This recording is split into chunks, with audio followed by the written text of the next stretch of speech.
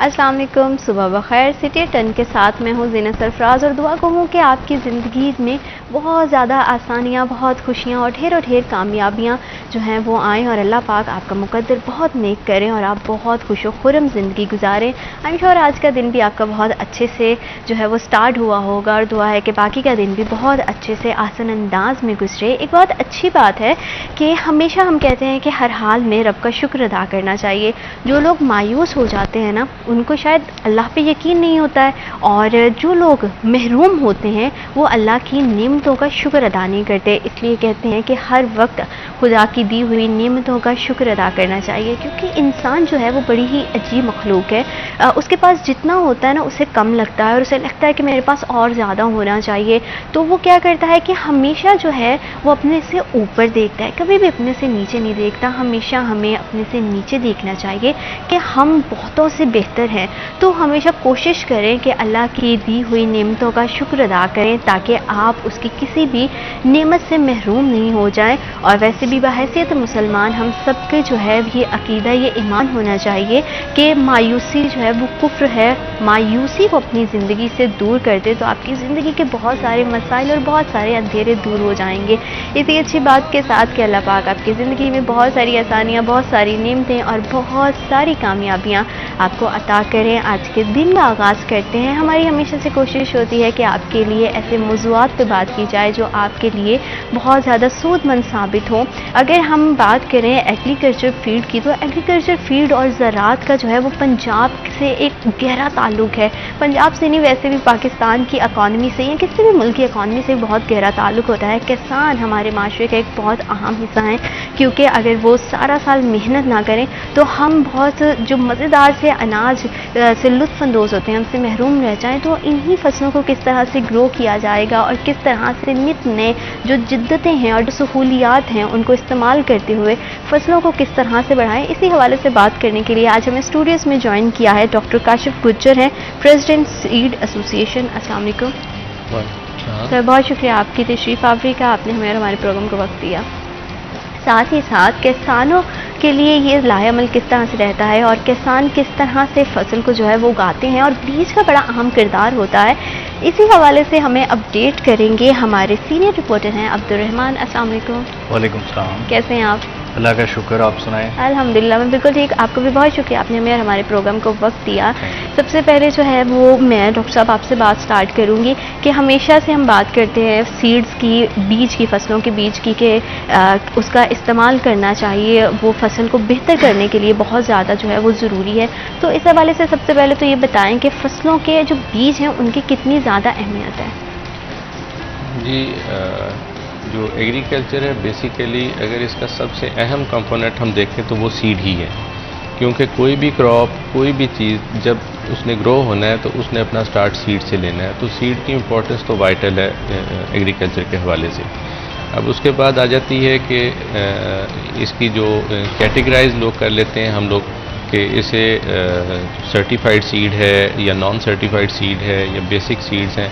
तो वहाँ पे आके जो भी क्रॉप है, जो भी उसकी एंड प्रोडक्ट आनी है, जो उसकी यील्ड आनी है, वो बेसिकली इन्हीं चीज़ों के ऊपर डिपेंड करती है। तो अगर अच्छा सीड इस्तेमाल किया जाएगा, सर्टिफाइड सीड इस्तेमाल किया जाएगा किसी भी क्रॉप में, अगर वो बेहतरीन ग्रेडेड होगा, बेहतरीन क्वालिटी का होगा, तो ऑब्वियसली वो बेहतर यील्ड देगा, बेहतर क्रॉप देगा। लेकिन अगर आप कोई लो क्वालिटी का सीड इस्तेमाल करते हैं तो ऑब्वियसली उसकी जो आपकी क्रॉप है वो बेहतर नहीं हो सकती। तो इस हवाले से सीड जो है एग्रीकल्चर में इसका बेसिक रोल है, वाइटल रोल है। अगर इसके ऊपर इसकी अहमियत को हम इसलिए नज़रअंदाज नहीं कर सकते कि अगर ये कंप्रोमाइज़ हो जाए तो आपकी यील्ड, आपकी क्रॉप, आपकी तमाम एग्रीकल्चर कंप्रोमाइज़ हो जाती है। तो मतलब सीड का जो है एक वाइटल रोल रहता है कि आपकी पूरी प्रोडक्शन में, और इसमें यह भी बड़ा ज़रूरी होगा कि इसकी पहचान जो है वो किसान को होनी चाहिए कि वो किस तरह का बीज जो है वो इस्तेमाल कर रहा है। जैसे कि डॉक्टर साहब ने अब्दुर्रहमान बात की है कि बहुत ज़्यादा नॉन सर्टिफाइड बीज भी हैं मार्केट में और सर्टिफाइड भी हैं। तो किसान बहुत सारे ऐसे जो बेसिक सीड्स को यूज़ करते हैं, सर्टिफाइड सीड्स को इस्तेमाल नहीं करते। तो उस हवाले से आप क्या कहेंगे कि क्यों मतलब वो सर्टिफाइड सीड्स की तरफ नहीं आ रहे हैं? थैंक यू ज़ीनत, बड़ा अहम मौजू है। यहाँ पर सबसे बड़ा मसला ये है पंजाब में या फैसलाबाद की अगर हम बात करें, तकरीबन 50 to 70% तो वो काश्तकार है जो सिर्फ रवायती बीज जो उनके पास आता है वही इस्तेमाल करते हैं। देखिए, जो शहर से जितने दूर होते हैं ना, वो उतना ही कम जो है वो सर्टिफाइड बीज इस्तेमाल करते हैं। दो चीज़ें हैं, एक तो इसकी अवेलेबिलिटी पर भी मसला है। जो सरकार की सतह पर अवेलेबिलिटी है, जो पंजाब सीड कॉरपोरेशन की जानब से दी जाती है या यूथ रिसर्च की जानब से, वो बहुत महदूद है। वो समझ लें कि 20% तक जो फार्मर्स है वो कवर कर सकते हैं। तो वो तो इर्द गिर्द के लोग ले जाते हैं जो यहाँ पर शहरी एरिया के। तो जो दूर दराज से लोग आते हैं वो फिर प्राइवेट सीड लेते हैं। उसमें भी आगे फिर दो चीज़ें हैं कि वो प्राइवेट सीड किस कंपनी से लिया गया है। क्या अगर अच्छी कंपनी है तो अच्छा रिजल्ट मिलेगा, अगर वो कंपनी ही अच्छी नहीं है तो फिर वो नाकस बीज भी उसमें वो मिलावट होगी और वो अच्छा रिजल्ट नहीं मिलेगा। तो ये 2-3 चीज़ें होती हैं जिसकी वजह से किसान अवॉइड करता है। एक तो वो शहर का चक्कर भी नहीं लगाना चाहता। उसके पास जो पड़ा हुआ बीज, जैसे अभी गंदम की काश्त शुरू होनी है तो बड़ोले में पड़े हुए हैं दाने, तो वो वहाँ पर उसमें जो है वो पिछले अगस्त सितंबर में वो कीड़े मकोड़ों ने भी हमला किया, सुसरी कहते हैं जिसे। उसकी वजह से वो दाने खोखले भी हो जाते हैं, फिर उगाऊ उनका कम होता है, बड़े मतलब कई चीज़ें होती हैं जिनकी वजह से उनके जो उगाऊ की शरह है वो 20, 30, 50% तक मैक्सिमम होती है। जो सर्टिफाइड बीज होता है उसके उगाऊ की शरह जो है वो 90+ होती है, ज़्यादा बेहतर तरीके से पैदावार देता है। तो ये रेट में इतना ज़्यादा फ़र्क नहीं पड़ता, लेकिन फार्मर की अप्रोच या उसकी सोच का बहुत ज़्यादा फ़र्क है। वो जो अपनी एग्रीकल्चर है उसके तरीके बदलने पर अभी तक तैयार नहीं हो पा रहा। देखिए, मसला कहाँ पर आता है कि एक तो पैसों का कोई ख़ास इशू इसमें नहीं है, बहुत थोड़ा फ़र्क है। अगर वो घर की गंदम या घर का सीड इस्तेमाल करता है तो उसको थोड़ा बहुत सस्ता पड़ता है, सर्टिफाइड लेता है तो थोड़े से फ़र्क के साथ महंगा पड़ेगा। लेकिन जो एवरेज में फ़र्क है वो यूथ रिसर्च साइंसदान कहते हैं कि वो 10 से 20 मन तक फ़र्क चला जाता है, जो कि अगर पैसों में निकालें तो वो तकरीबन 30-40 हज़ार तक भी चला जाता है, इतना फ़र्क है। और बीज खरीदने में 1500 का फ़र्क पड़ता है सिर्फ। तो ये बस उसको समझने की ज़रूरत है, जो कि वो समझता नहीं है। दूसरे नंबर पर हुकूमत का भी इसमें है, महकमा ज़राअत को भी ज़्यादा से ज़्यादा ये लोगों तक पहुंचाने की कोशिश करनी चाहिए। तहसील लेवल पर, यूनियन कौंसिल लेवल पर जो है वो मुतालबा करते हैं हम कि जो यूसीज़ है, दफ्तर हैं, वहाँ पे बीज होना चाहिए। 1-2 नंबरदार या किसानों के साथ शेयर होना चाहिए। फिर वो उसके बाद उस बीज को जो है वो बाकी किसानों के साथ शेयर करें, जो अच्छा बीज है, जो यूथ रिसर्च का या महकमा ज़राअत का, फिर वो ज़्यादा रकबा जो है वो कवर कर सकता है। लेकिन अब मसला ये है कि इतनी एफर्ट, इतनी मेहनत कोई नहीं करता, ना फार्मर करना चाहता है, ना एग्रीकल्चर मुलाजमीन करना चाहते हैं, क्योंकि जिसकी नौकरी लग गई है वो बस अपना रिज़ल्ट ना भी दे तो उसको तनख्वाह मिलती रहेगी। यहाँ पर हमारे यहाँ पर कोई रैंकिंग का तो तसव्वुर नहीं होता ना कि रैंक करना है किसानों ने कि ये बंदा एग्रीकल्चर ऑफिसर अच्छा है, ये बुरा है। जो लग गया बस वो जब तक रिटायर नहीं हो जाता वो सरकार में लगा ही हुआ है।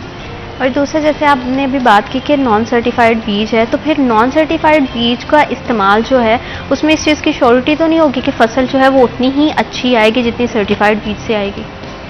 जी, ये तो श्योर है कि अगर आप नॉन सर्टिफाइड इस्तेमाल करते हैं तो आपकी जो यील्ड है वो उसमें कंप्रोमाइज़ होना ही होना है, वो लो यील्ड है, उसने रहना है।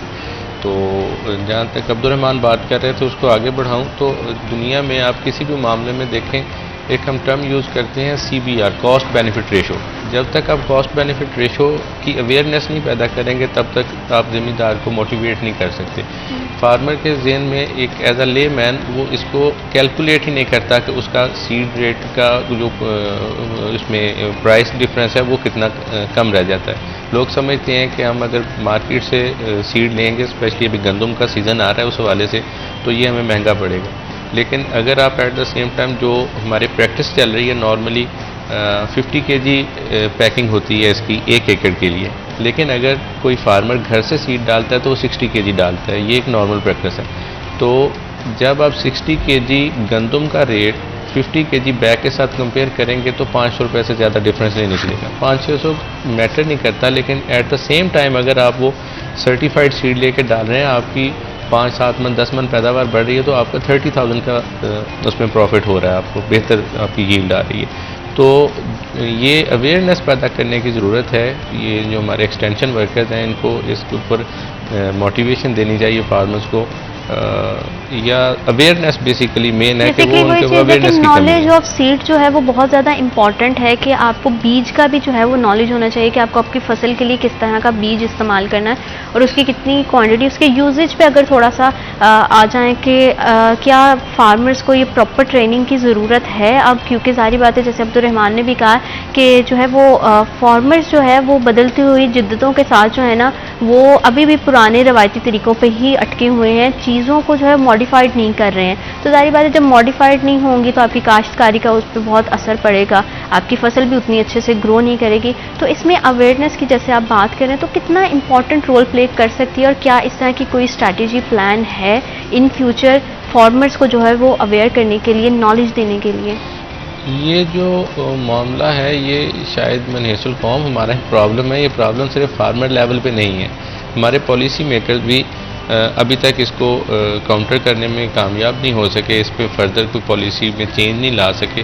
देखिए क्लाइमेट चेंज जो है इस टाइम पूरी दुनिया का सबसे अहम इशू है।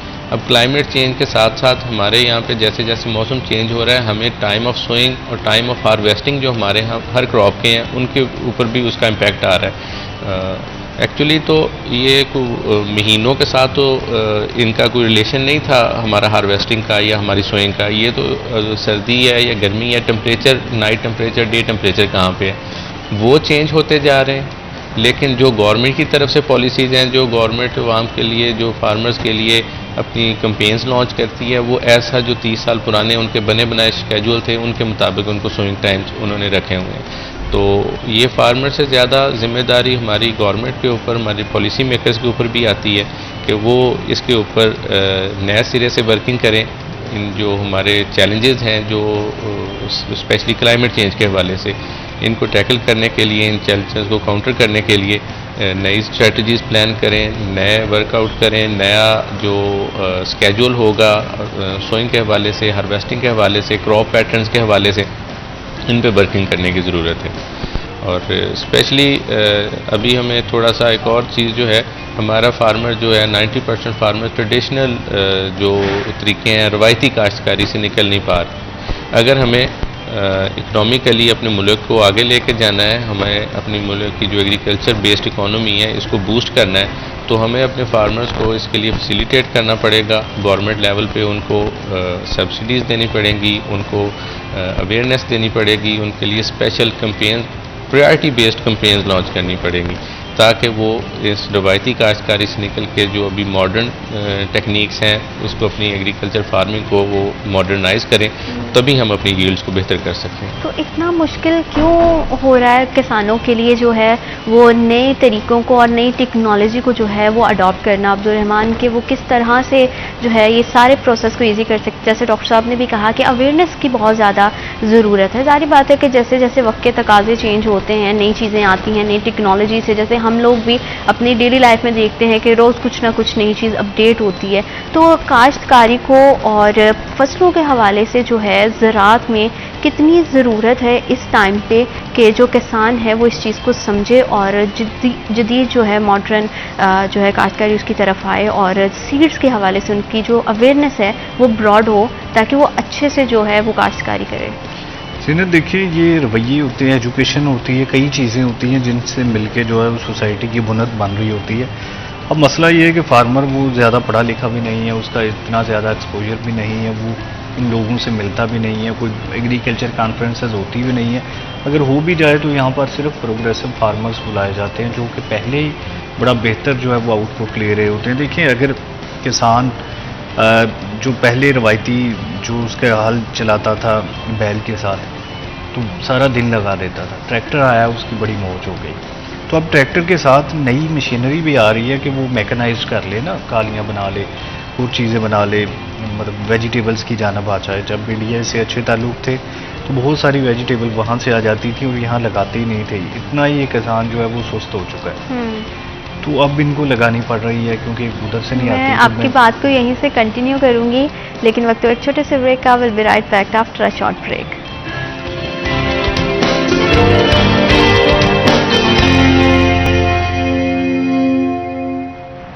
Welcome back after a short break. आप देख रहे हैं सिटी एट 10।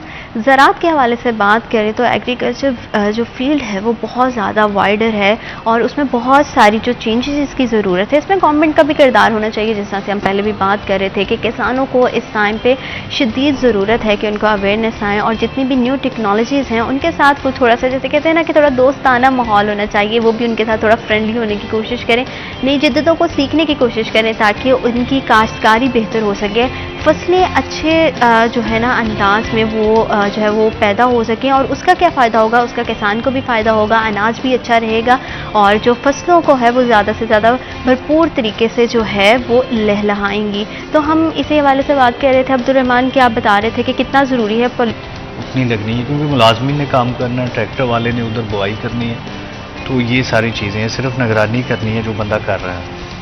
अब मसला यहाँ पे आता है कि वो दिल से जो पढ़ा नहीं है, जो कुछ नहीं कर पा रहा, उसके सर पे एग्रीकल्चर जो है वो थोप दी गई है कि वो जो अब जिम्मेदारा करेगा और बाकियों के लिए दाने शाने और फसलें वगैरह इकट्ठी करेगा।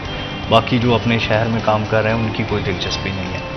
अभी यहाँ पर अक्टूबर में जो लोग काश्त करेंगे गंदम, और कुछ लोग काश्त करेंगे जब ये क्रशिंग सीज़न ओपन होगा शुगर मिल्स का, फिर उसके बाद गन्ना शुगर मिल्स में जो है वो दे के वापस आके गंदम लगाएंगे और वो दिसंबर हो जाएगा।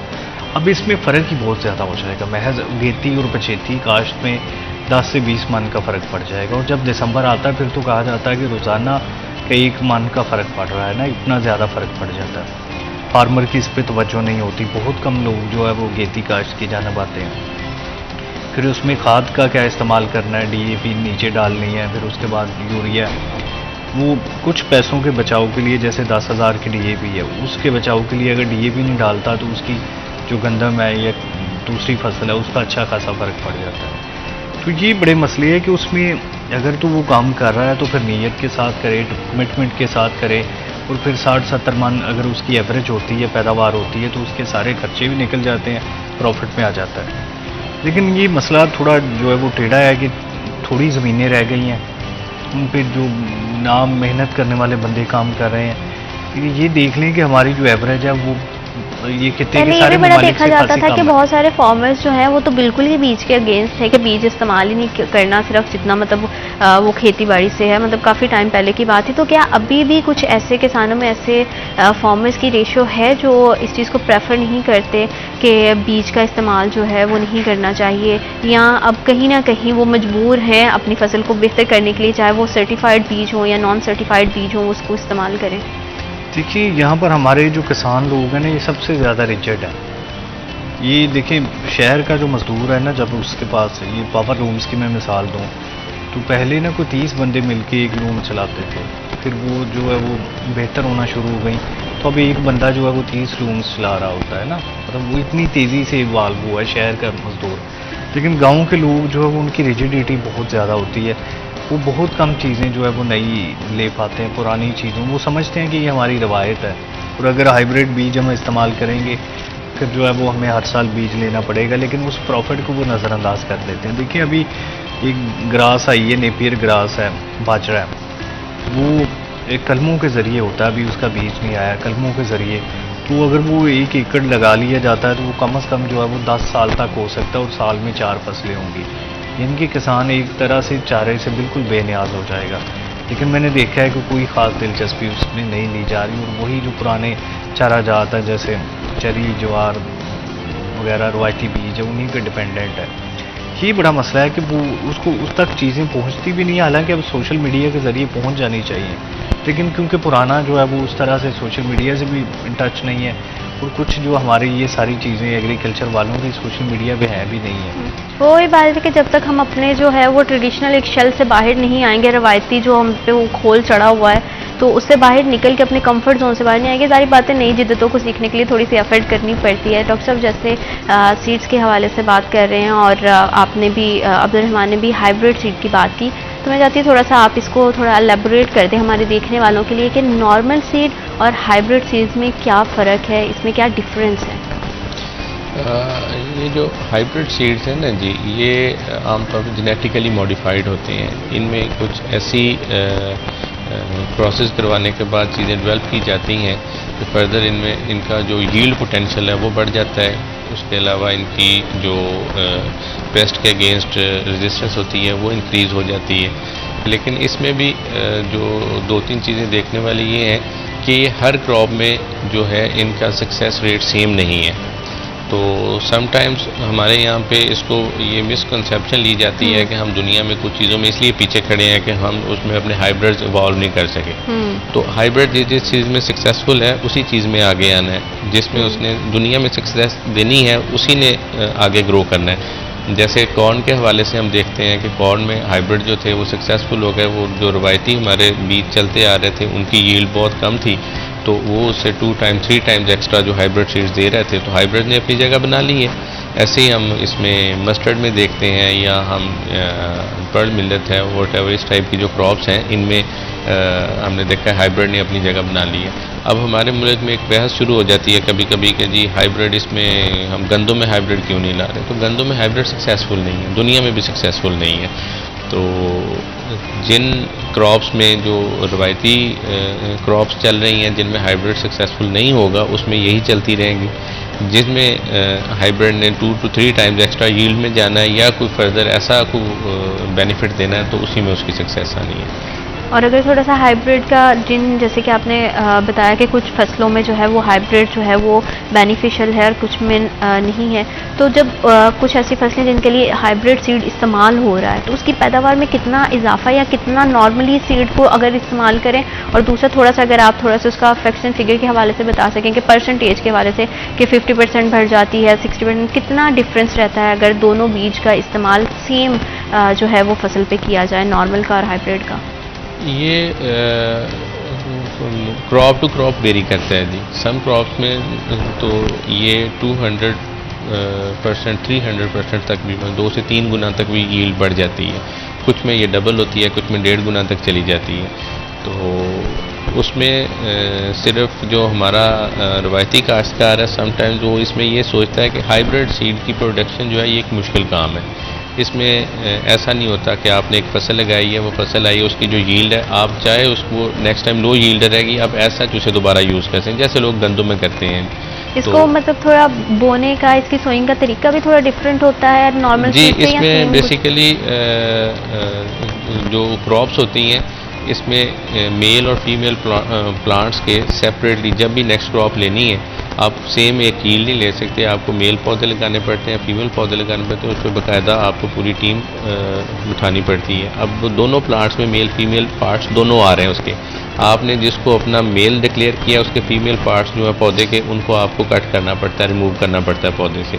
जिसको आपने फीमेल दिया उसके मेल पार्ट्स को आपको रिमूव करना पड़ता है। फिर उनको at the time of pollination उनकी केयर करनी पड़ती है कि वो सेल्फ पॉलिनेट ना हो जाए। उसके बाद उससे जो सीड आता है वो लो यील्ड में होता है लेकिन वो हाइब्रिड सीड होता है। तो जो हमारी रवायती है वो आप जस्ट फसल लगाते हैं, फसल काश्त करते हैं, उसकी जो यील्ड आएगी आप उसको ही अपनी नेक्स्ट फसल के तौर पे इस्तेमाल कर लेते हैं।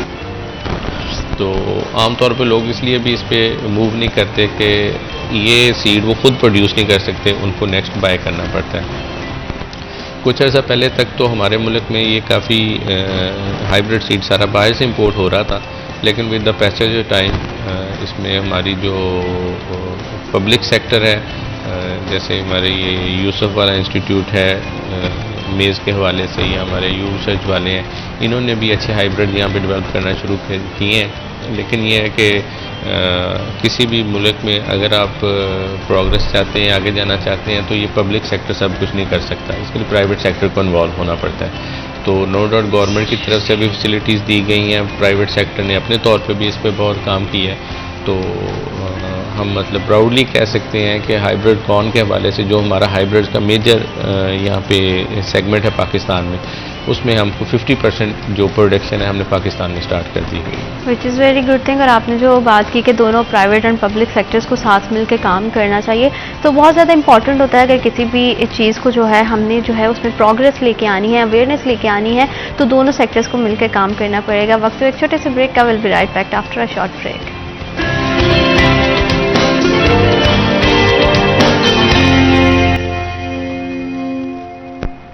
Welcome back after a short break. आप देख रहे हैं सिटी एट 10। एग्रीकल्चर के हवाले से अगर बात करें तो अब तो जो है वो एकेडमिकली भी बड़े सारे हमारे स्टूडेंट्स हैं जो इसमें इंटरेस्टेड हैं और डिफरेंट सीड्स पे जो है वो एक्सपेरिमेंट भी करते हैं, उसके बारे में नॉलेज भी रखते हैं। लेकिन अभी भी अशद ज़रूरत है कि जो हमारे फार्मर्स जो है वो फील्ड्स में काम कर रहे हैं उनका जो है वो न्यू टेक्नोलॉजीज़ के साथ फ्रेंडली होना और उनको सीखना बहुत ज़्यादा इंपॉर्टेंट है, ताकि हम ज़्यादा एग्रीकल्चर को ग्रो कर सकें, अपनी फसलों की जो पैदावार है उसको बेहतर कर सकें। और उसमें जो बेसिक चीज़ होती है वो नॉलेज होती है। कोई भी हम काम करते हैं, किसी भी फील्ड से हमारा ताल्लुक़ हो, जो टाइम के साथ साथ रिसर्च होती है उसकी नॉलेज वो बहुत ज़्यादा ज़रूरी है कि हम जो है वो नई नई चीज़ें सीखें, नए नए एक्सपेरिमेंट्स करें। ताकि देखें, रिस्क लेना बहुत ज़्यादा ज़रूरी है, चाहे आप ऑफिसेज़ में बैठ के काम कर रहे हैं, चाहे आप जो है वो फील्ड में काम कर रहे हो। तो अपनी क्रॉप्स को लेके हर किसान की जो होती है ना एक जज्बाती वाबस्तगी भी होती है अपनी फसलों के साथ, तो वो थोड़ा सा उसको जैसे बच्चों की तरह ट्रीट करते हैं इस तरह से। तो अपने बच्चों के लिए भी हम बेहतरी चाहते हैं, तो इसलिए जो है वक्त के तकाज़ों के मुताबिक हमें चाहिए कि हम नई टेक्नोलॉजीज़ को अडॉप्ट करें और आगे बढ़ें, और इसमें थोड़ा सा हुकूमती इदारों का किरदार जो है उसे बेहतर करने की भी ज़रूरत है। अब्दुर्रहमान, जैसे हमने पॉलिसी की बात की कि पॉलिसी मेकिंग बहुत ज़्यादा इम्पॉर्टेंट है इसमें, तो जैसे कि हम पहले भी बात हमेशा से करते आते हैं कि जो यहाँ पे एक थोड़ी सी जो अनफॉर्चुनेट सिचुएशन है वो ये है कि हमारे जितने भी जो ऑफिसर्स हैं या जितने भी हमारे डिपार्टमेंट्स में बैठे हुए लोग हैं, जब वो आ जाते हैं, सीट संभाल लेते हैं, फिर उनको पता होता है कि अब तो गवर्नमेंट सीट है, परमानेंट है, तो इस पर जो है जवाबदेही की तो ज़रूरत ही नहीं है, काम करें नहीं करें। तो कितना इम्पॉर्टेंट है इस सारे डिपार्टमेंट्स का रोल हमारे एग्रीकल्चर के हवाले से, और किसान का कितना इम्पॉर्टेंट है इस पे आवाज़ उठाना कि उनके साथ मतलब कुछ ज़्यादती भी नहीं हो, और दोनों मतलब किसान और इदारा मिल के जो है वो एग्रीकल्चर की फील्ड को बेहतर कर सकें। देखिए जी, ये तो बड़ी आइडियल सूरत हाल होगी अगर दोनों मिलके करेंगे। जैसे किसान के एंड पे भी ये है कि वो कम से कम अपनी फसल का 10% जो है वो गैर रवायती बीजों के लिए इस्तेमाल करे। हमारे यहाँ पर रवायती तौर पर जो है वो कमाद काश्त किया जाता है, ज़्यादा गंदम काश्त की जाती है, कैनोला की अब बारी आ रही है लेकिन बहुत थोड़े रकबे पर है, चावल बहुत ज़्यादा लगाए जाते हैं और बाकी चारा जात लगाए जाते हैं। तो यहाँ पर इन फसलों से निकल के जैसे अदरक है वो बेशक थोड़े रकबे पे एक कैनाल में लगा दे अगर 5 एकड़ का ज़मींदार है, सौंफ है, इलायची है या इस तरह की चीज़ें, तो उसका जो प्रॉफिट है वो देखेगा कि वो शायद पूरी फसलों से ज़्यादा हो जाए, क्योंकि सारी चीज़ें बाहर से आ रही हैं। जो चीज़ें बाहर से आ रही हैं उसका रेट यहाँ पर ज़्यादा मिलता है। यहाँ पर हमारे यहाँ जो है वो सारी की सारी पाम ऑयल बाहर से आती है, वो तकरीबन $5 बिलियन का बजट है, जो पेट्रोलियम प्रोडक्ट्स के बाद सबसे बड़ा बजट बनता है। तो वो यहाँ लगाने का जो है वो रवायती तौर पे नहीं है। अगर उस पर ज़्यादा फोकस किया जाए तो गंदम कम हो जाती है। अब जो रकबे जो है वो बढ़ नहीं रहे, कम हो रहे हैं, कॉलोनीज़ बन रही हैं। फैसलाबाद देखें, रिचकोट तक कॉलोनीज़ बन गई हैं, जो है इधर बस्तियाना तक बन गई हैं, इधर जो है वो चन्योड़ तक बनने जा रही हैं। इसी तरह से गटवाला जो है वो मुकम्मल जड़ावाला तक कॉलोनीज़ हैं। तो ये सारी एग्रीकल्चर लैंड पर बन रही है ना। इसका मतलब है कि एग्रीकल्चर लैंड कम हो रही है और जो है वो लोगों की पॉपुलेशन ज़्यादा हो रही है। मतलब उन्हीं रकमों पर या कम होते रकमों पर आपने ऐसे बीज जो उगाने हैं जो ज़्यादा पैदावार दें। ये ज़राई साइंसदानों पर भी उतना ही फ़र्ज़ है और कर्ज़ भी है गवर्नमेंट का कि उनको मुलाजमत दी गई है। किसानों पर भी फ़र्ज़ है कि वो ज़्यादा से ज़्यादा मेहनत करें, क्योंकि ये उनका अपना फ़ायदा होगा, इसमें हुकूमत का तो कोई दोष नहीं है, ना फ़ायदा होगा। तो ये मेरा ख्याल है कि रैंकिंग होनी चाहिए कि कोई भी जो एग्रीकल्चर ऑफिसर आता है किसी तहसील में, किसी इलाके में, ज़िले में, डिवीज़न में, कि वो रैंक वाइज किसान उसको जो है प्रोग्रेसिव फार्मर्स या रजिस्टर्ड फार्मर्स हैं जो काफ़ी बड़ी तादाद में, वो रैंक दें कि इसका इतने नंबर है, ये इस नंबर पे गया, और जो सबसे वीक पे हो उसको इस बिना पर तब्दील भी होना चाहिए और उसकी प्रमोशन में भी मसला होना चाहिए। इसी तरह से जो रजिस्टर्ड किसान है वो हुकूमत की पॉलिसी के साथ मिलके चलें कि यहाँ पर इतने जो यहाँ पर देखिए पहले ना यहाँ पे खित्ते होते थे कि इस खित्ते में जो ये कपास का खित्ता है दूसरी फसलें नहीं लगानी, ये क्रॉप जोनिंग की जाती थी। अब वो सारा कुछ ख़त्म हो गया। शुगर मिल ज़्यादा बना ली, जो कपास के सारे रवायती खित्ते थे वो शुगर मिल्स निकल गए, तो उसकी वजह से सारे इश्यूज़ आना शुरू हो गए कि अब कमाद बड़ी फसल है बेशक 12-13 माह की, लेकिन वो प्रॉफिट ज़्यादा दी जाती है और उसमें मेहनत नहीं करनी पड़ती। आपने एक बार लगा ली, उसके बाद बस बारिश हो गई, पानी दे दिया, अल्लाह खैर सला। छोटी फसलों पे पैसा बेशक ज़्यादा है, लेकिन उसमें उतनी ही आपको मेहनत करनी पड़ती है और उससे सारे जो है वो जी चुराते हैं कि मेहनत ना करनी पड़े। तो ये दोनों पर ये डिपेंडेंट करता है, एग्रीकल्चर पर भी, डिपार्टमेंट पर भी और फार्मर्स पर भी, दोनों पर उतनी जो है वो मेहनत फ़र्ज़ है कि वो करें, ताकि जो हमें बाहर से गंदम मंगवानी पड़ती है ज़रूरी मुल्क होते हुए, बाहर से जो है वो पाम ऑयल मंगवाना पड़ता है, इसी तरह से दूसरी कई आइटम्स जो है वो हमें बाहर से मंगवानी पड़ती है। सही। अगर डॉक्टर साहब थोड़ा सा न्यूली लॉन्च सिस्टम की बात करें, MIS सिस्टम, तो ये क्या है और ये कितना एग्रीकल्चर और फार्मर्स के लिए जो है वो बेनिफिशियल हो सकता है? ये जी नया सिस्टम लॉन्च किया federal seed certification registration department ने। फर्स्ट ऑफ ऑल तो they are doing a great job. ये आप समझें कि वो चीज़ों को रेगुलराइज करने के लिए, रेगुलेट करने के लिए, सीड क्वालिटीज़ को मेंटेन करने के लिए ये नया सिस्टम वो लेके आए हैं, IT बेस्ड सिस्टम है, तो इस पे तो उनकी अप्रिसिएशन बनती है। तो बिल्कुल, जहाँ पे ऑब्वियसली अच्छा हम जब भी हाँ। बात करते हैं, हम अपने गवर्नमेंट ऑफिसर्स की नेगेटिविटी तो हमारे सामने आती रहती है, सोशली हम उस पर डिस्कस करते रहते हैं, लेकिन जो पॉजिटिव काम है, स्पेशली अगर हम अपने रिसर्चर्स को देखें तो उन्होंने भी ये गंदम 10, 15, 20 मन पैदावार वाली गंदम से लेके पिछले 30-40 साल में हमें 70 मन पोटेंशियल वाली गंदम पे लेके गए हैं। हमारी कॉटन है, हमारी बाकी जो राइस हैं, तो इस सब में हमारे साइंटिस्ट जो हैं, हमारा जो पब्लिक सेक्टर है, उसने अच्छा काम किया है। जायज़ तो हमेशा रहती है हर जगह पे, लेकिन they are doing a good job. और फेडरल सीड सर्टिफिकेशन जो डिपार्टमेंट है, इसका बेसिक जो काम है वो क्वालिटी ऑफ सीड को मेंटेन करना, रेगुलेट करना, गवर्नमेंट की तरफ से उस पर चेक रखना है कि नॉन सर्टिफाइड सीड और गलत सीड मार्केट में अवेलेबल ना हो। तो उस पर वो तमाम हमारे जो ऑफिसर्स हैं बड़ा अच्छा काम कर रहे हैं। अभी इन्होंने सिस्टम लॉन्च किया है नया। इसमें होगा ये कि ये हर जो बैग होगा उसके ऊपर ये एक टैग इशू करते हैं, वो उसे किसी भी टाइम स्कैन करके तो उसे वॉच किया जा सकता है कि क्या ये ओरिजिनली जनरेटेड है या कहीं किसी 2 नंबर सीट तो सेल नहीं हो रहा, और एक एक चीज़ का रिकॉर्ड उनके पास ऑनलाइन अवेलेबल होगा। इसमें जो अभी प्रॉब्लम जो हम टेक्निकली समझते हैं अपने एंड पे जो आ रहा है कि जब भी कोई नया सिस्टम लॉन्च होता है तो उसको वो टाइम टेकिंग होता है कि वो आप एक बहुत बड़े सिस्टम को, अगर आप सपोज पूरे मुल्क का सीड को रेगुलेट कर रहे हैं पाकिस्तान में, तो वो यकदम आप सारा एक सिस्टम से दूसरे सिस्टम के ऊपर कन्वर्ट नहीं कर सकते। अभी ये मस्टर्ड के टाइम पे भी ये प्रॉब्लम आया था कि वो जिस हम नए सिस्टम के साथ वाउचर्स इशू करने हैं, टैग इशू करने हैं, उसमें डिले हो रहा था। तो उस पर हमारी निगोशिएशंस हुई थी DG साहब के साथ, तो उन्होंने मतलब ये फेवर दी हमारा इस मुतालबे को, माना उन्होंने कि हम अगर ये टाइमली नहीं हो सकता तो हम इसको पुराने सिस्टम के साथ आपको टैग इशू कर देते हैं, साथ साथ नया सिस्टम हम। अभी ये वीट के ऊपर भी हमें यही प्रॉब्लम फेस करना पड़ रहा है कि अक्टूबर स्टार्ट हो गया, ये 1 माह का सीज़न होता है वीट का, सीड का। तो as a seed company representative मैं समझता हूँ हमें ये उसमें प्रॉब्लम आ रहा है कि अभी 30 to 40% जो चीज़ें हैं वो टैग्स वगैरह इशू करने के हवाले से वो सिस्टम में आई हैं।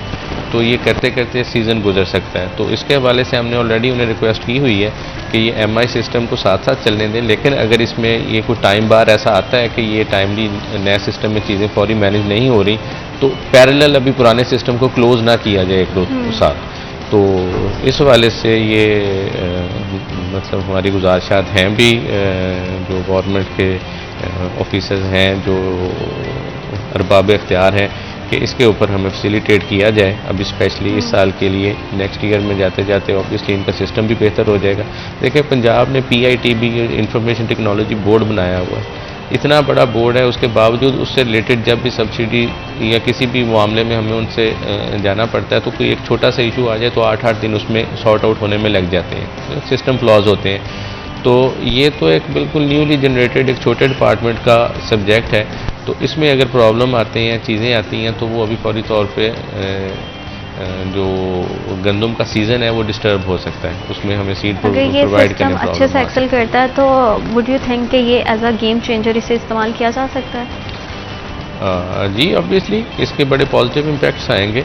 इसमें हम तो हमेशा इस चीज़ को इनकरेज करते हैं कि ऐसा सिस्टम आए कि जिसमें जो भी फ्रॉडलेंट्स हैं उनको पकड़ा जा सके, उनको मार्केट से दूर किया जा सके और जो जेन्युइनली और अच्छा काम करने वाले लोग हैं वो प्रॉपर ग्रो कर सकें।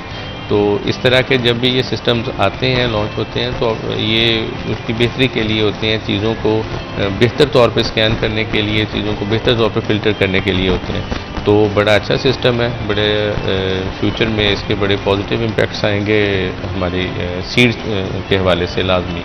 इंशाल्लाह इंशाल्लाह। और बेहतरी होनी चाहिए हर फील्ड में, चाहे वो एग्रीकल्चर है किसी भी तरह से। और जब भी कोई नया सिस्टम लॉन्च होता है तो थोड़ा टाइम टेकिंग तो है ही, लेकिन फ़ायदा उसका यही है कि इन फ्यूचर उसके जो रिजल्ट्स हैं वो बहुत अच्छे हैं। डॉक्टर साहब आपका बहुत शुक्रिया, आपने हमें और हमारे प्रोग्राम को वक्त दिया। अब्दुर्रहमान आपको बहुत शुक्रिया, आपने हमें और हमारे प्रोग्राम को वक्त दिया।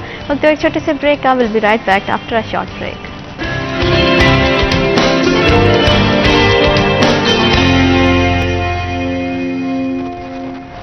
Welcome back after a short break. आप देख रहे हैं सिटी एट 10। सेहत के हवाले से बात कर रहे हैं तो पोलियो मुहिम का जो है वो आगाज़ हो चुका है। पोलियो की बहुत ज़्यादा हमेशा से अहमियत रही है, हम हमेशा से सुनते आ रहे हैं बचपन से लेके अब तक कि पोलियो ड्रॉप्स जो है वो बहुत ज़्यादा इंपॉर्टेंट है आपकी हेल्थ के लिए।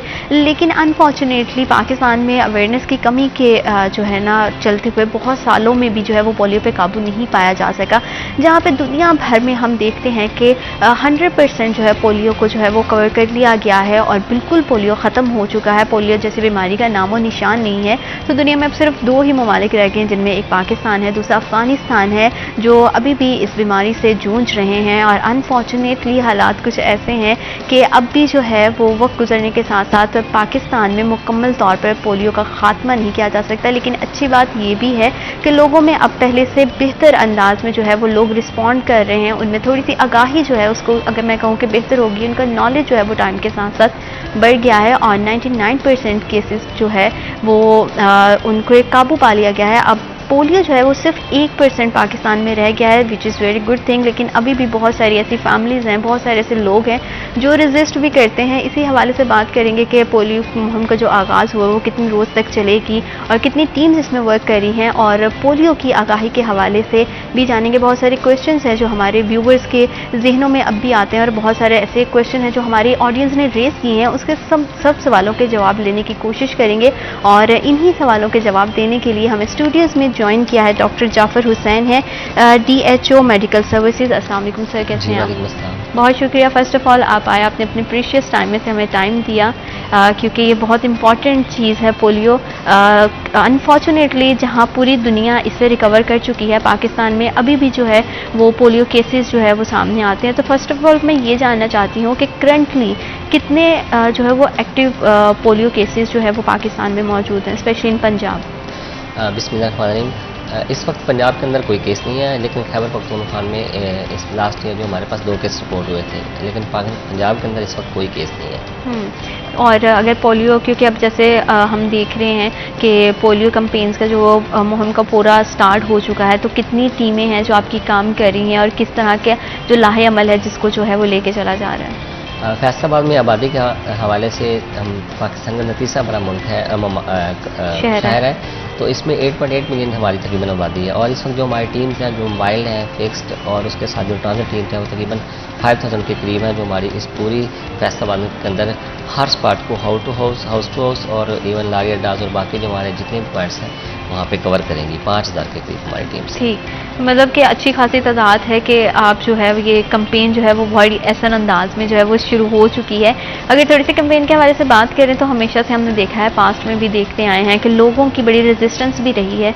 तो क्या अब भी लोगों में जो है वो इनफ जो है वो अवेयरनेस है, या कुछ ऐसे केसेस अब भी सामने आते हैं जहाँ पे फैमिलीज़ की तरफ से या कहीं पे भी आपको सोशल बिहेवियर का जो है वो सामना करना पड़ता है, लोगों की उसमें रेजिस्टेंस है उनके बिहेवियर में अभी भी पोलियो ड्रॉप्स को लेके? जी डेफिनेटली होती है, लेकिन अगर पास को देखा जाए तो उस हिसाब से बहुत ज़्यादा कम हो गई है। उसकी वजह यह है कि हम लोगों को अवेयरनेस हो गई है। अब उनके बच्चे ज़ाहिर हम उन बच्चों के लिए सारा कुछ करते हैं, उनको भी पता है कि देखें अगर आप देखा जाए पाकिस्तान का डाटा देखा जाए तो अब 99% तक केसेस हमारे पास कम हो गए हैं। ऑलमोस्ट 1% जैसे पाकिस्तान के अंदर थोड़े ऐसे केसेस हैं, जिस तरह खैबर पख्तूनख्वा के अंदर है केस, अदरवाइज पंजाब के अंदर नहीं है। तो ये लोगों की अवेयरनेस की वजह से ही और फर्दर भी लोग अभी भी रजिस्ट करते हैं, लेकिन ताहाल बहुत थोड़ा है। तो ये बेसिकली उनके अवेयरनेस की वजह से, या हम लोग टीवीज़ के अंदर या ये हमारे जो रेडियोज़ के अंदर ये हमारे पैगाम होते हैं लोगों को अवेयरनेस के लिए होते हैं, ताकि उनकी अवेयरनेस प्रॉपर रहे और पोलियो के तरह क्योंकि इसमें टीवी ने और सोशल मीडिया ने बड़ा अहम किरदार अदा किया है कि जो पोलियो कैंपेन्स हैं उसके हवाले से जितनी भी अवेयरनेस लोगों को दी गई है, लेकिन अनफॉर्चुनेटली कुछ अभी भी कहते हैं ना कि लोग कहीं ना कहीं जहाँ पे कुछ माशरा बेहतरी की तरफ जाता है तो कुछ लोग होते हैं जो टांगे खींचते हैं। तो उनसे ऐसे कभी कोई ऐसा इंसिडेंट हुआ है कि आपको लगा कि अभी तो हालात बड़े ख़राब? इंसिडेंट तो होते रहते हैं, लेकिन लोग फिर भी जब हम खुद अगर ऐसा कोई मसला हो जाए तो हमारी टीम जो हमें बाकायदा इन्फॉर्म करती है, हम खुद जाते हैं, हमारे जो असिस्टेंट कमिश्नर है वो हमें इसके साथ लीड करते हैं, इवन हमें डिप्टी कमिश्नर से रिक्वेस्ट करते हैं, वो भी हमें सपोर्ट करते हैं। उसके बाद जो होता है ना हम केस कवर कर लेते हैं उनको, जब प्रॉपर अवेयरनेस हो जाती है उनको समझाते हैं तो वो जो पेशेंट है या जो उसके लवाहिकीन है बच्चे के वो फिर समझ जाते हैं और उसके बाद केस कवर हो जाता है हमारा जो। अच्छा डॉक्टर साहब, अभी एक रिसेंटली क्वेश्चन बड़ा रेज हो रहा है कि जैसे कि हम हमेशा से देखते आए हैं पास्ट में सिर्फ पोलियो ड्रॉप्स पिलाए जा रहे थे, लेकिन अब पोलियो ड्रॉप्स के साथ जो है वो विटामिन ए के, if I am not wrong, के वो जो है विटामिन ए का भी जो है वो डोज उसको भी दिया जा रहा है। तो इसके पीछे की क्या रीज़न है और इसका क्या पर्पज़ है कि क्यों साथ में जो है वो विटामिन ए को भी जो है उसके भी ड्रॉप्स दिए जा रहे हैं? मल्टीपल ऐसी स्टडीज़ हैं जो शो करती हैं कि विटामिन ए जो है ना वो बेसिकली इम्यूनिटी बूस्टर है। उसके साथ साथ जो हमारे बच्चे हैं उनकी जो वीएन है वो भी उसमें भी हेल्पफुल है। तो इसके लिए जो ड्राप्स के साथ हम विटामिन ए के कतरे भी कैप्सूल भी दे रहे हैं, जो 5 माह से लेके 11 माह तक हमारे पास जो 2 किस्म के कैप्सूल हैं, जो 5 माह से लेके 11 माह तक हम ब्लू कैप्सूल पिलाते हैं और जिसमें 1 लाख इंटरनेशनल यूनिट्स होते हैं, और 11 माह से लेके 59 माह तक तकरीबन 6 साल तक 5 साल तक जो हमारे पास रेड कैप्सूल हैं जो हम बच्चों को देते हैं। तो ये बेसिकली इम्यूनिटी बूस्टर है, मल्टीपल स्टडीज़ हैं जिसकी वजह से पोलियो वैक्सीन की भी जो अफादियत है वो बढ़ जाती है और उसके साथ बच्चों की वीएन भी मुतासर नहीं होती, उनको फ़ायदा होता है। If I am not wrong के इस बार अभी जो विटामिन ए का जो इंटेक है वो इसी जो है वो मुहिम में स्टार्ट किया गया है या प्रीवियसली भी इसका पहले इस्तेमाल किया है? प्रीवियसली भी होता है, लेकिन जो हमारी नेशनल काजेज तो उनके में तो होते हैं, जो सब नेशनल होती है, हमारी जो लोकल फैसलाबाद की होती हैं उनमें अमूमन विटामिन ए के कैप्सूल वगैरह नहीं होते। लेकिन जो ऑल ओवर दी पंजाब हो, जिस तरह अब ये भी हमारी जो ये वाली मुहिम है वो ऑल ओवर दी पंजाब चल रही है, तो इसमें अमूमन विटामिन ए के कैप्सूल साथ होते हैं। मतलब कि ऑडियंस को हम जो है ना वो बड़ा वो उसको श्योरिटी के साथ कह सकते हैं कि इसमें किसी भी तरह का कोई भी जो है वो साइड इफ़ेक्ट नहीं है, ये सिर्फ एक इम्यूनिटी बूस्टर का काम करता है, तो वो जो है बगैर किसी हैज़ल के इसको इंटेक कर सकते हैं। और थोड़ा सा अगर बात करें बच्चों के हवाले से, क्योंकि बच्चों में ज़्यादा केसेस जो है वो सामने आते हैं पोलियो के, क्योंकि टीन एज में बिल्कुल अर्ली एज में जो है वो पोलियो के सिम्टम्स जो है वो दिखाई देते हैं। तो ऐसे कौन से सिम्टम्स हैं जो बच्चों में जो है वो दिखाई देते हैं और जिसके बाद जो है वो पोलियो आपको ज़्यादा तेज़ी के साथ जो है वो इफ़ेक्ट करता है? बेसिकली एक वायरल डिजीज़ है, तो वायरल जितनी भी सिम्टम्स होती हैं वायरस से रिलेटेड, जिसमें मलेज है, कमज़ोरी है, जिस बुखार हो सकता है, मतली आ सकती है, उसके साथ साथ जो उसकी मेन सिम्टम वो ये होती है कि जिस्म को कोई सा मफलूज हो सकता है। और याद रहे कि जो पोलियो का है कोई इलाज नहीं, और जो इससे डिसेबिलिटी होगी वो परमानेंट डिसेबिलिटी होगी, इसलिए प्रिवेंशन ही इसका मेन इलाज है। और हम मतलब अभी तो बहुत ज़्यादा मेडिकल फील्ड में बहुत ज़्यादा जिद्दतें आ गई हैं, तो क्या इंटरनेशनल लेवल पे भी कोई ऐसी वैक्सीनेशन या ऐसी डोज वो डोज नहीं बनाई गई कि जो इसकी डिसीज़ को क्योर कर सके या फिर जो है वो इसकी पॉसिबिलिटी को बढ़ा सके कि आप जो है वो इससे रिकवर कर जाएंगे? पोलियो वायरस बेसिकली हमारी इंटेस्टाइन के अंदर मल्टीप्लिकेशन होती है, उसके बाद वहाँ से फिर ये जो हमारा निज़ाम असाब है उस पर असर करता है। तो निज़ाम असाब को इसको कवर करने के लिए अभी तक इसका इलाज पॉसिबल नहीं हो सका, इसलिए प्रिवेंशन ही इसका मेन इलाज समझा जाता है कि आप बेसिकली इसको प्रिवेंट करें ताकि लोगों में ये भी डिजीज़ ही ना हो, क्योंकि इसकी डिसेबिलिटी परमानेंट डिसेबिलिटी है। जो जितना मफलूज हो जाएगा जिसम का हिस्सा होता है, हयात आपका मफलूज हो जाएगा, और इवन इसमें डेथ्स भी हो जाती हैं।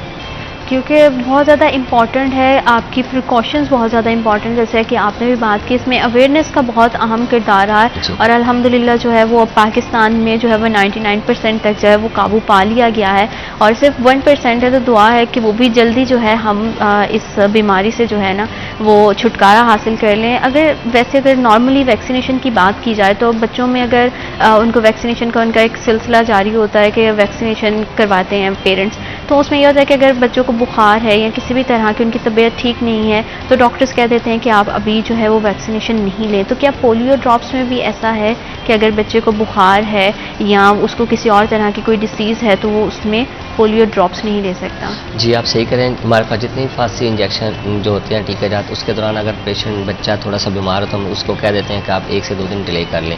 लेकिन पोलियो वैक्सीन जो है ओरल वैक्सीन है, इसका कोई इफेक्ट नहीं है, बल्कि हम तो ये समझते हैं कि जब बच्चा बीमार होता है तो उसकी इम्यूनिटी ऑलरेडी कम होती है, तो इस दौरान उसको इफेक्ट होने के चांसेस ज़्यादा हैं। इसलिए आप उसको वो वैक्सीन पिलाएं ताकि इस पोलियो जैसी मुहिम से वो या पोलियो जैसी बीमारी से वो बच सके।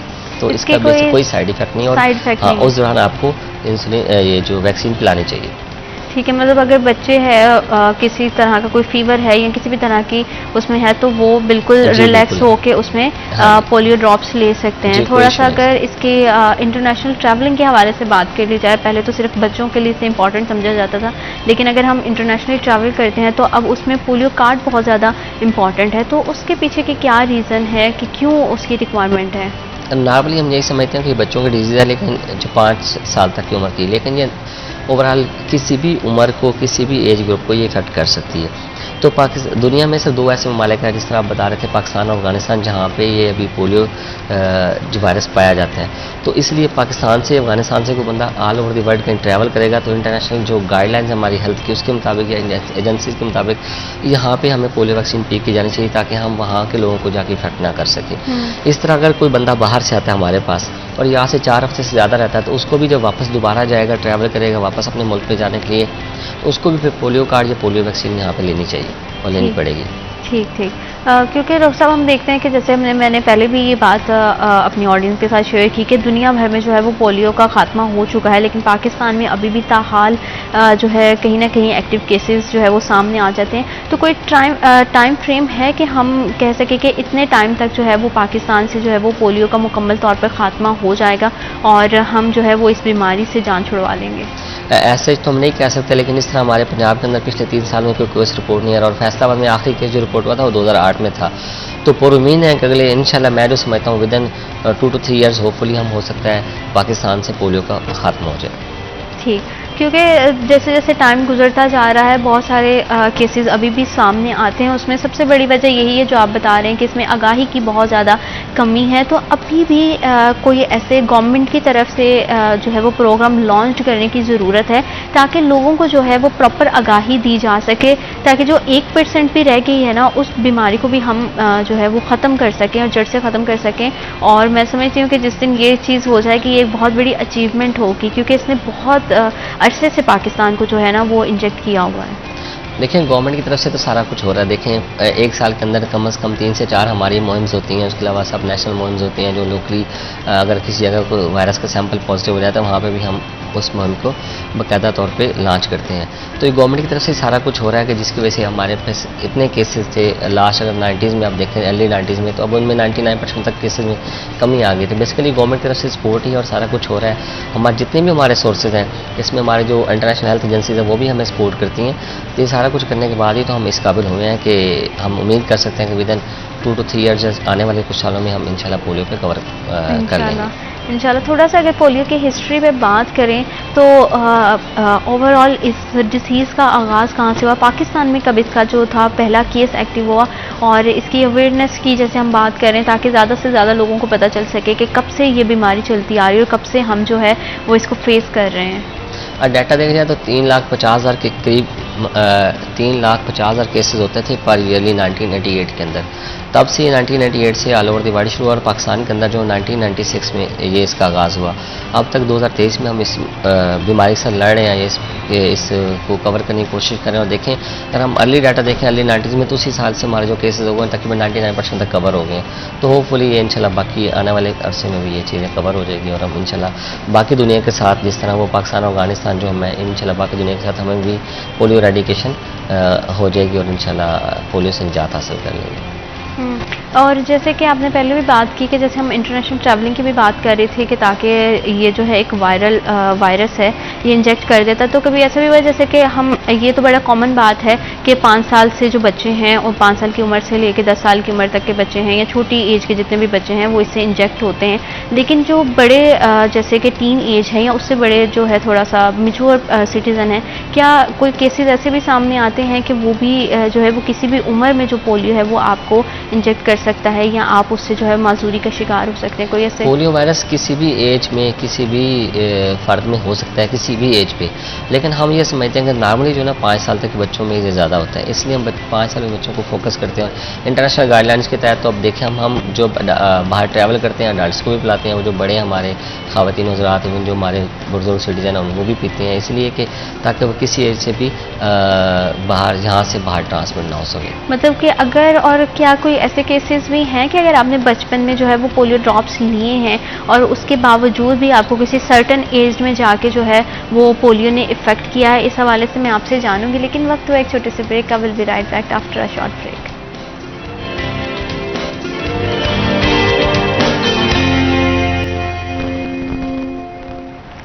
वेलकम बैक, आप देख रहे हैं सिटी एट 10। हम बात कर रहे हैं पोलियो के हवाले से। पोलियो बहुत ज़्यादा जो है वो काफ़ी अरसे से पाकिस्तान इससे मुतासिर है और हम देखते हैं कि इसमें बेसिकली जो अहम किरदार अदा करती है वो अवेयरनेस है। तो कोशिश करें कि ज़्यादा से ज़्यादा अपने बच्चों को जो है इस बीमारी से बचाने की, क्योंकि इसका कोई भी इलाज नहीं है। जैसे कि हम पहले भी ब्रेक पे जाने से पहले बात कर रहे थे कि दुनिया भर में जो है वो तमाम ममालिक जो है, फ़ॉरेन ममालिक है, वो इस बीमारी पे काबू पा चुके हैं और इसका मुकम्मल तौर पर ख़ात्मा कर चुके हैं। लेकिन अनफॉर्चुनेटली दुनिया के 2 ही ममालिक है जिसमें पाकिस्तान और अफ़गानिस्तान है, जिसमें अभी भी कुछ एक्टिव केसेस हमें दिखाई देते हैं। लेकिन खुशकिस्मती की बात ये है कि गवर्नमेंट की और जितनी भी हमारे हेल्थ डिपार्टमेंट्स हैं उनकी बहुत सारी कोशिशें जो हैं वो कारामद साबित हुई। वक्त के साथ साथ जो आगाही मुहिम भी चलती रही, उसकी वजह से जो है वो लोगों में अवेयरनेस आई कि पोलियो से बचना कितना ज़्यादा ज़रूरी है, क्योंकि पोलियो से होने वाली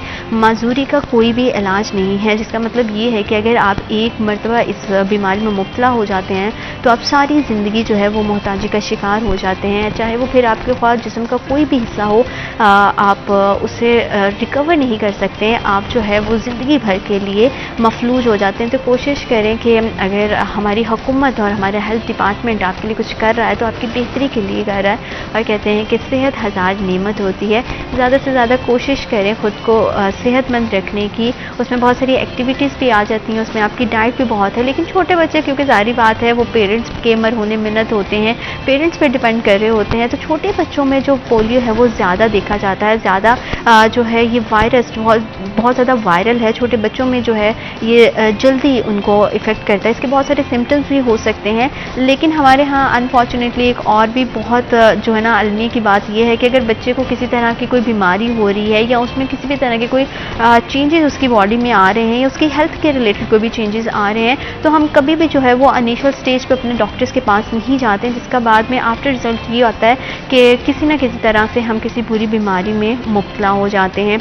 और आज की डिस्कशन से एक और बात जो है उसकी क्लैरिटी जो है वो मैं लेना चाहती हूँ, जिसकी वजह जहाँ पे मैंने बात ख़त्म की थी और हम ब्रेक पे गए थे कि क्या ये वायरस जो है ये बच्चों की बजाय बड़ों में भी पाया जाता है। और अगर हम बचपन में जो है वो पोलियो ड्रॉप्स ले लेते हैं, उसके बावजूद भी क्या हमें उम्र के किसी हिस्से में जाके ये दोबारा से अटैक कर सकता है, और अगर अटैक कर सकता है तो क्या हम इससे रिकवर कर सकते हैं? क्योंकि बचपन में अगर हमें पोलियो का मर्ज़ हो जाए तो उसकी पॉसिबिलिटी नहीं है कि उसको रिकवर किया जा सकते।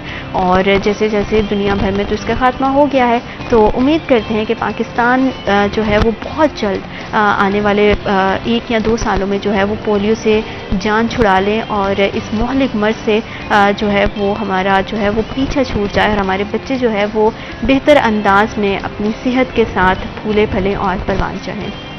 डॉक्टर साहब, जैसे हम पोलियो की बात कर रहे हैं और ब्रेक पे जाने से पहले मैं आपसे पूछ रही थी कि क्या अगर बचपन में हम पोलियो ड्रॉप्स लेते हैं तो उसके बावजूद भी दोबारा से ये जो वायरस है हमें अटैक कर सकता है और हम इसके मर्ज़ में मुब्तला हो सकते हैं या नहीं? जो हमारी पोलियो वैक्सीन हैं वो बेसिकली यही है कि हमारी जो इम्यूनिटी है उसको बूस्ट करती हैं, उसके साथ उसकी एंटीबॉडीज हमारे जिस्म के अंदर बनती हैं जो हमें प्रोटेक्ट करती हैं कुछ अर्से तक। ज़ाहिर बार बार हम बच्चों को पिला रहे होते हैं, इसका मतलब यही होता है कि उनकी जो इम्यूनिटी है वो मज़ीद बेहतर है और उनकी जो एंटीबॉडीज़ वो बनती रहें ताकि पोलियो के अगेंस्ट वो सेहतमंद रहें और इन्फेक्शन उनको ना हो सके।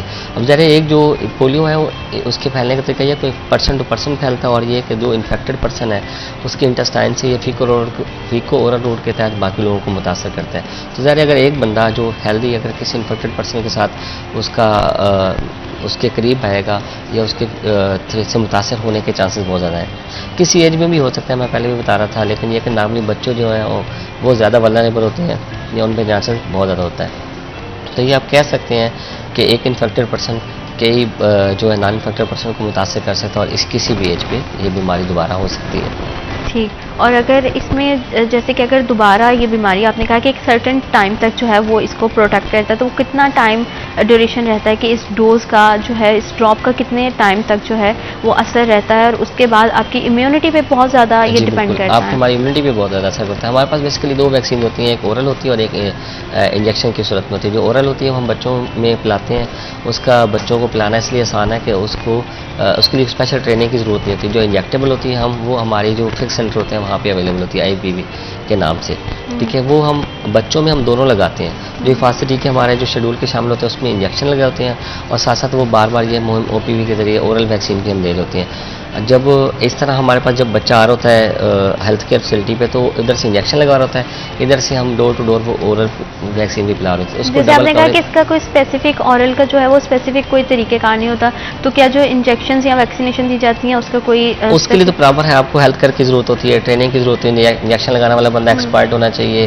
तो उसका क्या पूरा प्रोसेस रहता है कि किस तरह से जो है वो आने वाले जितने भी हेल्थ डिपार्टमेंट के लोग हैं जो इंजेक्ट करते हैं, तो किस तरह से उनको अमले को ट्रेन किया जाता है? ट्रेन लोग होते हैं, जो वैक्सीनेटर्स होते हैं हमारे ट्रेन लोग होते हैं, लेकिन ये जो पोलियो वाली जो हम ओरल पिलाते हैं कतरे, इसमें ट्रेन बंदे की जरूरत नहीं होती। आप किसी को भी 2 से 3 दिन ट्रेनिंग देकर उसको समझा सकते हैं कि आपने ये कतरे पिलाने हैं। इसलिए हम डोर टू डोर भी फैसिलिटी दे रहे हैं ओरल की और उसके साथ इंजेक्शन भी आपको हेल्थ फैसिलिटी पे लग रहा होता है। तो गोया आप दोनों वैक्सीन ले रहे होते हैं, इसलिए आपकी प्रोटेक्शन बहुत ज़्यादा हो जाती है और फिर फ्यूचर में चांसेस कम हो जाते हैं आपको इन्फेक्ट होने के। जैसे कि अभी आपने टीम के हवाले से बात की कि जो है वो 2-3 दिन की ट्रेनिंग के बाद जो है वो ओरल लोगों को अगर आप वैक्सीनेशन देना चाहते हो तो वो टीम उसमें ज्वाइन कर सकते हैं। बहुत सारे लोग जो हैं वो इसमें परमानेंट स्टाफ का हिस्सा नहीं होते, सिर्फ इन्हीं दिनों में आपकी टीम का हिस्सा बनते हैं। तो वो 2 से 3 दिन की जो ट्रेनिंग होती है उसमें ऐसी कौन सी चीज़ें हैं जिसे मद्देनज़र रखा जाता है और उन्हें समझाया जाता है कि किस तरह से जो है वो वैक्सीनेशन देनी है? वो पूरी ट्रेनिंग का क्या प्रोसेस रहता है? कौन से एक्सपर्ट्स उसमें जो है उन्हें मलहूज़ खातिर रखा जाता है? बेसिकली जो टीम्स होती हैं वो हमारे पास जो ये टीम्स होती हैं ऑलमोस्ट कई सालों से हमारे साथ लगी होती हैं, जुड़ी होती हैं और यही वो लोग होते हैं जो पिछले कई सालों से चल रहे होते हैं। हमारे टीम्स कैसे होते हैं। इसके अलावा जो हमारे पास लाइन डिपार्टमेंट से स्पेशली एजुकेशन होता है, इस दफ़ा हमारे पास 171 ऐसे लोग हैं जो एजुकेशन से हमारे पास ड्यूटीज़ कर रहे हैं इस पोलियो टीम्स के अंदर। इस तरह जो पॉपुलेशन वेलफेयर डिपार्टमेंट है उससे भी 17 के करीब हमारे पास ऐसे लोग हैं जो इस दफ़ा इन पोलियो टीम्स का हिस्सा है हमारे पास। तो इनको बाकायदा हमारे जो डिपार्टमेंट है इंटरनेशनल एजेंसीज हैं वो हैं, हमारे जो डिस्ट्रिक्ट हेल्थ ऑफिसर्स होते हैं वो हमारे डिप्टी डिस्ट्रिक्ट हेल्थ ऑफिसर होते हैं, UCMOs बाकायदा इनको बाकायदा ट्रेन करते हैं, एक एक चीज़ बताते हैं हिस्ट्री के बच्चे को अपने घर के जब आपने पेशेंट जो हाउस टू हाउस जाना तो क्या क्या चीज़ें पूछनी है, मेहमान के हवाले से क्या चीज़ें पूछनी है, बच्चे कितने हैं आपने वो पूछते हैं। उसके अलावा बेसिकली तो एक ही सवाल पूछा जाता है, घर में बच्चा है नहीं है, मेहमान कोई आया नहीं है, मतलब वो तो एक रिवायती सा क्वेश्चन हो जाता है। नहीं, उनमें बेसिकली उनके तकरीबन एक बकायदा लिस्ट होती है, 15-16 क्वेश्चन होते हैं हम पूछते हैं, डिपेंड करता है हाउस टू हाउस।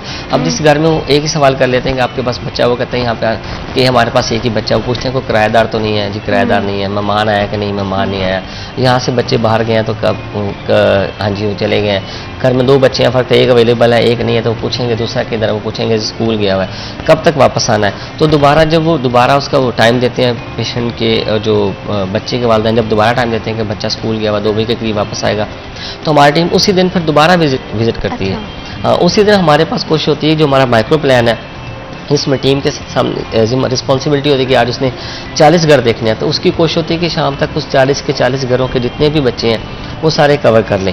अगर फिर भी वो कवर नहीं होते तो इस दफ़ा हमारे पास जो 5 दिन की हमारी ये टीम्स काम करेंगे और 2 दिन वो फिर कैचअप डेज होते हैं हमारे पास। अगर खुदा ना खास्ता को बच्चा रह गया तो फिर उनके लिए हमने 2 दिन एक्स्ट्रा रखे हुए सैटरडे संडे कि उनको दोबारा जाके हाउस टू हाउस जाके दोबारा मिलें, देखें कि मेहमान आया या वो पुराना जो बच्चा रहेगा तो उसको दोबारा कवर करें। जैसे कि अभी आपने बोला कि अगर जस्ट सपोज के एक दिन में अगर आपको 40 हाउसेज को विजिट करना है और बच्चों को पोलियो वैक्सीनेशन देनी है, तो सारी बात है जब आप ट्रेनिंग सेशन चलता होगा तो उसमें कोई टारगेट रखते होंगे कि इतने जो है हमें टारगेट इसको सेट किया है कि हमने पूरी पोलियो मुहिम के दौरान जो है ना इतना टारगेट अचीव करना है। तो अगर उसका क्या लाहेमन रहता है और अगर वो टारगेट जो है आपका जो फिक्स टारगेट है वो आप अचीव नहीं कर पाते तो उस सूरत में फिर क्या किया जाता है?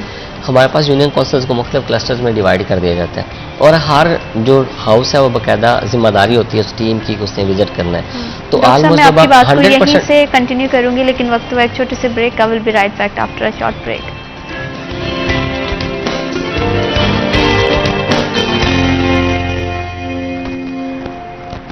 Welcome back after a short break. आप देख रहे हैं सिटी एट 10। सेहत के हवाले से बात करें तो बहुत ही इम्पॉर्टेंट जो एक टॉपिक है जिस पे हम हमेशा से कोशिश करते हैं कि उसकी आगाही भी ज़्यादा से ज़्यादा दी जाए पोलियो के हवाले से, क्योंकि पोलियो मुहिम का आगाज़ भी हो चुका है और मुख्तलिफ टीमें जो हैं वो डोर टू डोर आपको जो फैसिलिटेट करने के लिए, आपको घर से बाहर भी नहीं जाना, आपको कहीं पे कोई लंबी लंबी कतारों में नहीं लगना है या कहीं पे भी कोई हैज़ल नहीं है। आपके घर के दरवाजे पे जो है वो आपको हुकूमत की तरफ से एक सहूलत दी जा रही है और कोशिश की जा रही है कि इस वायरल इन्फेक्शन पे काबू पाया जा सके।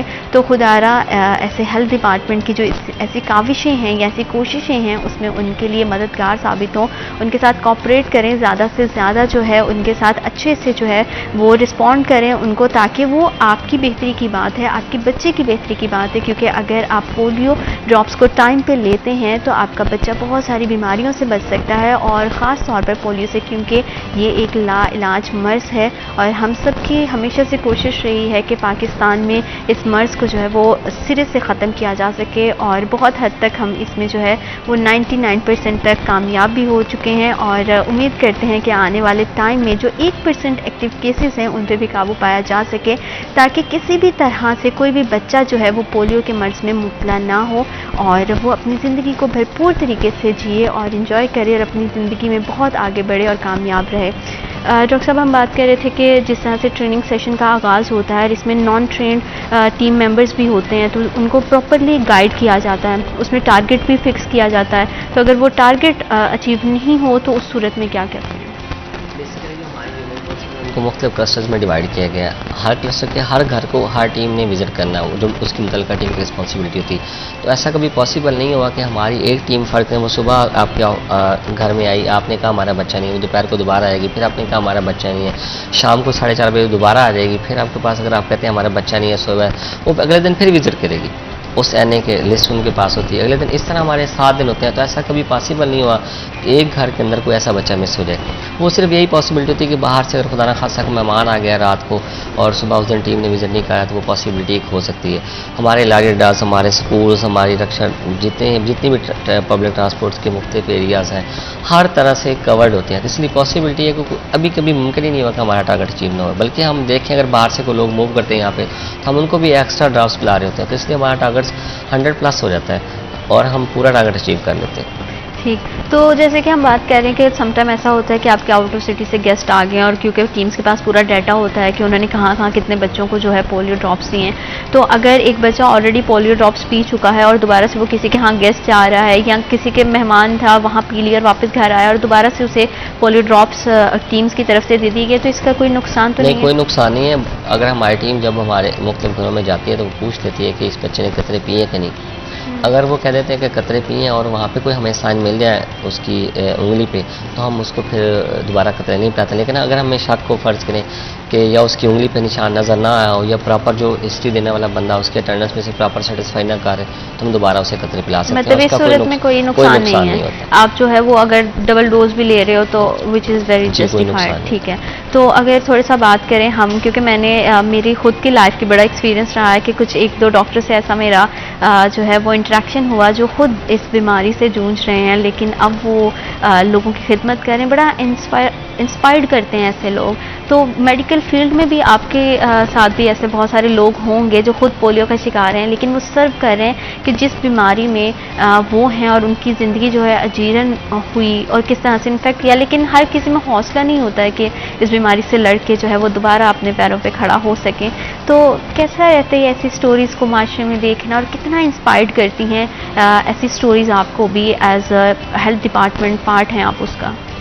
देखिए, मैं समझता हूँ जो शख्स जब उस बीमारी से मुतासर होगा उसको ज़्यादा एहसास होता है आम शख्स की निस्बत कि मैं किस कर्ब से, किस बीमारी से, किस मुसीबत से गुजर रहा हूँ, और वो फिर उसको एहसास जब ज़्यादा होता है तो वो आने वाले बच्चों का या बाकी कौम का ज़्यादा अच्छी तरह ख्याल रखता है।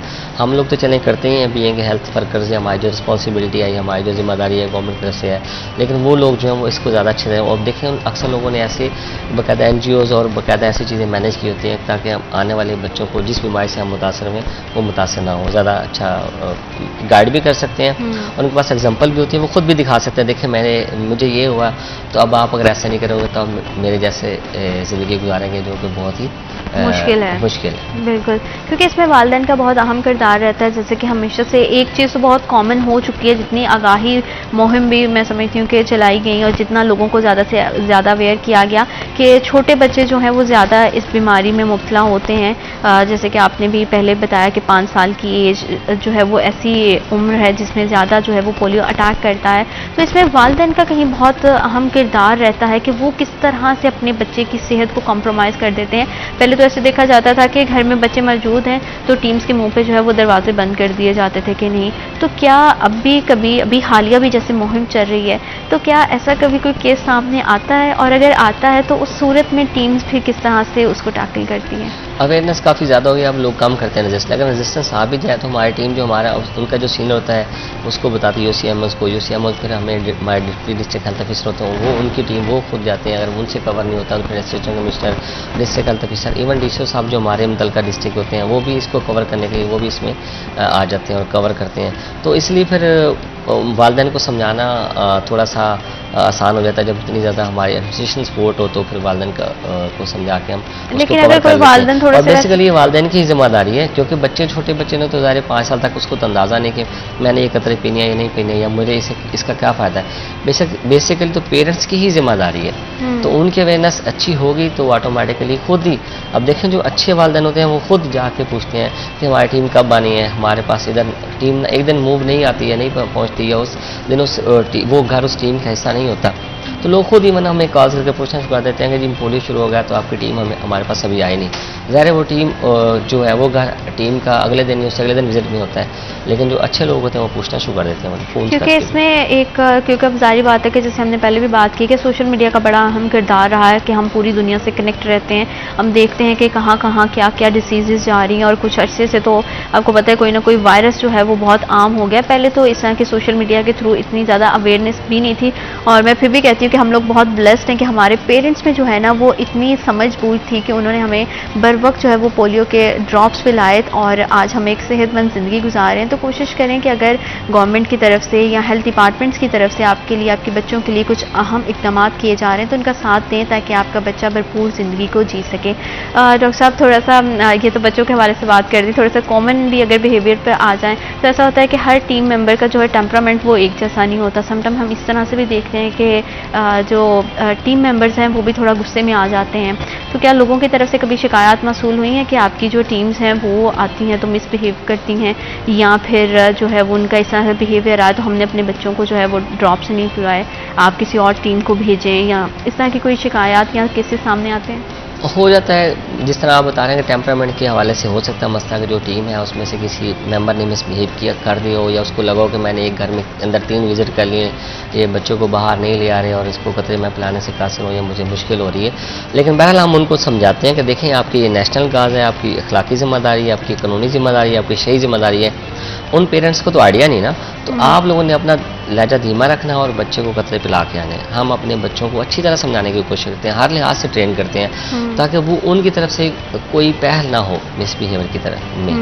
तो डेफिनेटली फिर वो ज़ाहिर बच्चे उस हिसाब से मैनेज कर लेते हैं चीज़ें। थोड़ा सा हमने जैसे आपने ऑरल जो है ऑरल वैक्सीनेशन की बात किया, थोड़ा सा इंजेक्ट करने के हवाले से उस प्रोसेस की तरफ भी अगर हम थोड़ा सा जाएं तो वो ट्रेनिंग कैसी रहती है और उसमें किस तरह से वो कितना अरसा लगता है वो सिखाने के लिए टीम मेंबर्स को कि किस तरह से आपने जो है वो वैक्सीनेशन को इंजेक्ट करना है और कितना वो टाइम टेकिंग पीरियड होता है पूरे का पूरा? बेसिकली वैक्सीनेटर का बकायदा कोर्स होता है जो हमारे हेल्थ फैसिलिटी पे कितने टाइम का होता है वो तकरीबन 1 साल का होता है, ठीक है। उस 1 साल में उसको सिखाया जाता है कि आपने वैक्सीन के बारे में पढ़ाया जाता है, इंजेक्शन कहाँ लगाना, वो सारी साइड्स बताई जाती हैं, फिर उसकी बकायदा नौकरी लगती है, जॉब होती है।